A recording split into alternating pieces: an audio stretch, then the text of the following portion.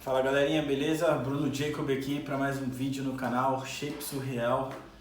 Tamo junto e hoje eu vim falar mais um pouco aqui para vocês me conhecerem. Para quem não sabe ainda, né, eu sou tatuador, trabalho com tatuagens, tenho meu estúdio, graças a Deus hoje eu tenho meu estúdio de tatuagem e vim contar um pouco como foi para chegar até aqui. Eu já fiz de tudo um pouco na minha vida, sabe? Desde moleque eu sempre gostei de trabalhar, até eu descobrir o meu propósito. Mas vamos lá. Quando eu tinha mais ou menos uns 8, 9 anos de idade, eu já trabalhava, por incrível que pareça. Eu já ajudava a carregar entulho, sabe? Eu nunca tive um pai que me desse uma estrutura, mas graças a Deus eu sempre tive a minha mãe que batalhou por mim e sempre me deu tudo o que eu precisava, alimento, roupas, educação, mas eu nunca tive uma estrutura assim, sabe, familiar, um pai presente dentro do lar para me dar conselhos, para me instruir na vida.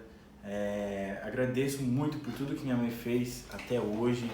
E, bom, eu sempre trabalhei desde criança, como eu disse, 9, 10 anos mais ou menos, eu já ajudava os caras a carregar entulho. Quando eu via algum entulho, tipo areia chegando, eu olhava assim e falava, opa, aquilo ali vai ter que ser, não vai ficar na rua, né? Eu ia lá, chegava, e aí, vai botar areia pra dentro? Vamos, me ajuda, precisa de ajuda aí? Opa, bora! Pegava 5, 10 conto e ajudava a carregar tijolo. E aí, já vendi coxinha na rua, com mais ou menos uns 11 anos, nessa fase aí mais ou menos. Eu vendia coxinha na rua, eu me lembro que eu andava bastante. Eu andava bastante e vendia coxinha para uma mulher,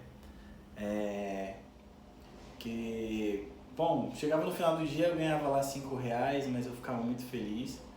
E eu sempre agradecia. E depois eu arrumei um trabalho numa bicicletaria, sabe? Ali foi da hora, que eu sempre gostei de fuçar com as coisas. Eu aprendi bastante coisa nessa bicicletaria.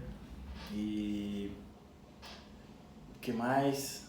Já trabalhei numa marcenaria, ajudante de marceneiro.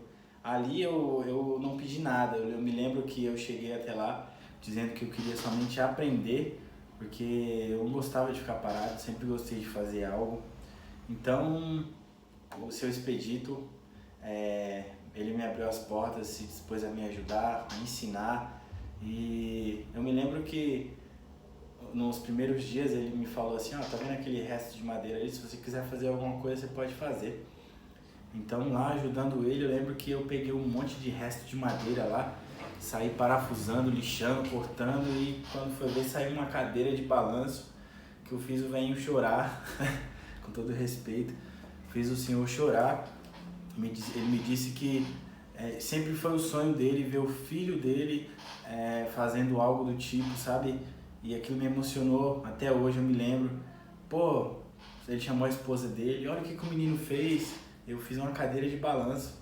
E, bom, são tantas coisas, sabe? Mas eu tenho muito orgulho de tudo que eu passei, tudo que eu vivi para chegar até aqui e me tornar o homem que eu sou. E assim, como eu disse, eu nunca tive um pai presente. Hoje eu sou o homem que sou, graças a Deus, a minha mãe, a educação que eu tive e Deus, né, cara? Porque no mundão que a gente vive hoje, muitos se perderam, principalmente que não teve um apoio familiar. Então, graças a Deus, eu tenho uma mente muito boa e isso faz de mim uma pessoa forte mentalmente, espiritualmente, e não é só músculo, né? Então, e daí eu já trabalhei algumas vezes, como eu disse no vídeo anterior, já tentei trabalhar para os outros, já chegou num certo ponto assim que eu vi que não dava, sabe? Eu não serviria para trabalhar para os outros, eu tinha que empreender. Então desde moleque eu sempre fiz muitas coisas, então eu descobri esse dom que Deus me deu da arte, né? Sempre gostei de desenho, sempre gostei de de trabalhar com isso, sempre apreciei, admirei a arte. E aí eu peguei, né, eu não gostava de estudar, eu era turista, eu chegava na escola e o povo, chegou o turista. Então eu ia pra escola, das vezes que eu ia, eu gostava de desenhar, gostava de pegar a canetinha e ficar desenhando nos outros, nos moleques e tal. E aí, rapaz, de tanto eu repetir de ano, eu encontrei alguns caras assim, né, que um deles já tinha ido preso, já tinha ido em cana, e ele pegou e me contou como que era uma maquininha de tatuagem na cadeia. E aí ele me contando, eu peguei e fui fazendo um esboço ali, sabe, de como que era aquela maquininha. Eu entendi como que funcionava, como que a agulha trabalhava ali. Então eu cheguei em casa e fiz a minha maquininha. Fiz a minha maquininha com um motor de rádio. Usei um botão, usei umas paradas lá, fiz uma gambiarra e botei a maquininha pra funcionar. Foi nessa época aqui, ó. Aqui eu tinha 13 anos. Deixa eu ver se o brilho vai deixar. Eu tô aqui sentado. Aqui são alguns amigos que... Esse eu tenho contato até hoje. Esse também. É o Bad, o Batman. Esse daqui é o Mickey, Body Pierce e o Paulão. Nessa época aqui eu tinha 13 anos, foi quando eu fiz a minha maquininha de tatuagem e comecei a rabiscar o povo. E ali eu era meio indeciso, não sabia se aquilo ali era... Não sabia o que eu queria da vida, sabe? Então fui. E aí fui tatuando. Depois eu comecei a comprar alguns materiais, uma coisa, eu já fui virando ali pro lado profissional, né? O material já era profissional, não era mais aquela coisa caseira, maquininha de motor e motorzinho de toca-fita e tudo mais. E eu fui gostando cada vez mais, gostando. E daí eu comecei a tirar fotos, um celularzinho bem simples que eu tinha na época. Comecei a tirar fotos e aí eu guardava as fotos e sempre mostrava aqui, ó, o meu trabalho de tatuador. E as pessoas procuravam, iam até minha casa, fazia tatuagem comigo em casa, aí eu cobrava 5, cobrava 10 e assim foi indo. Daí um dia eu fiquei sabendo que estava precisando de um tatuador lá em Santo Amaro, né? Eu fui, cheguei lá, mostrei o meu trabalho através das fotos que eu tinha ali no celularzinho e tal. E aí o cara me deu uma oportunidade. Ele falou, ó, dá pra ver que você é bem iniciante, mas eu enxergo um potencial em você. E aí beleza, fiquei lá, trabalhei um tempo, aprendi muita coisa e a fase teve fim, né? É uma longa história, um dia eu conto como foi, mas aprendi muita coisa ali e saindo dali eu resolvi montar o meu estúdio. E daí comecei a comprar algumas coisas, fui juntando, guardando as coisas em casa e quando eu tinha, já algumas coisas que eu via que dava para iniciar, que dava para montar um estúdio, eu fui atrás de um lugar para alugar e daí eu tinha que conseguir, né, um ponto e tal, e aí as pessoas pediam depósito, sempre, sabe, e eu não tinha o dinheiro para dar o depósito. Eu me lembro que quem me prestou foi um amigo que me ajudou bastante, o Doug Tatu, ele é tatuador também. Eu tenho um enorme carinho por ele, uma admiração. Ele sempre me deu muita atenção, sabe? Me ensinava, acreditava em mim. E ele me emprestou R$300, galera. Eu caí pra dentro, consegui um lugarzinho e, né, com R$300 eu iniciei. E fiquei ali um certo tempo, aí depois saí, montei outro estúdio. E como eu sempre gostei de mexer nas coisas, de fuçar, de meter a mão mesmo e fazer, todos os lugares que eu entrei tava bem zoado, sabe? Tipo assim, se você olhasse, não dava pra montar nenhum ferro velho. Você olhava assim e falava, mano, você vai montar um estúdio aí? Se for pra montar um ferro velho, ainda tem que reformar, você vai montar um estúdio. E eu entrava, eu já imaginava como que ficaria. E daí eu mexia, dava o meu jeito, pintava, lixava.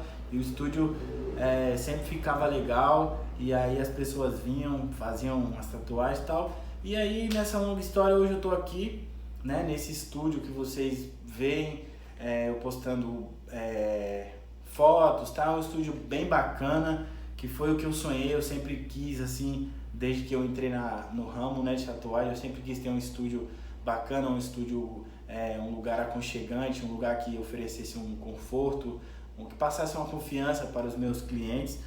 E hoje aqui estou, e assim, eu decidi, acho que vocês já notaram, né, que aqui no meu estúdio é o meu estúdio e minha casa. É um lugar assim bem dividido. As pessoas que chegam até o estúdio não imaginam que eu moro aqui.